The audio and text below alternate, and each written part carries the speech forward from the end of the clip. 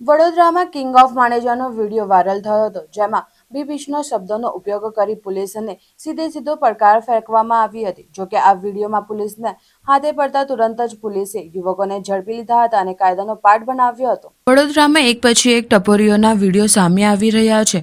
યુવકો રીલ બનાવવાની લાયમાં કાયદાને નેવે મૂકી રહ્યા છે. હાલમાં જ અકોટા દાંડિયા બજાર બ્રિજ પર સરકાર ગ્રુપનો વિડીયો વાયરલ થયો છે, જે બાદ હવે કિંગ ઓફ માનેજાનો વિડીયો વાયરલ થયો છે, જેમાં બીભત્સ શબ્દોનો ઉપયોગ કરી પોલીસને સીધો પડકાર ફેંકવામાં આવ્યો હતો. જોકે આ વિડીયો પોલીસના હાથે લાગતા તુરંત જ પોલીસે યુવકોને ઝડપી લીધા હતા અને કાયદાનો પાઠ બનાવ્યો હતો. વડોદરા શહેરમાં હાલમાં જ અકોટા દાંડિયા બજાર બ્રિજ પર સરકાર ગ્રુપનો વિડીયો સામે આવ્યો છે, જેને લઈને વિડીયોમાં દેખાતા તમામ અટકાયત કરવામાં આવી છે. જોકે ત્યારબાદ બુધવારે એક નવો વિડીયો સામે આવ્યો છે. સરકાર ગ્રુપ બાદ કિંગ ઓફ માનેજાનો વિડીયો સામે આવ્યો છે. કિંગ ઓફ માનેજાના કુલ 2 વિડીયો વાયરલ થયા છે.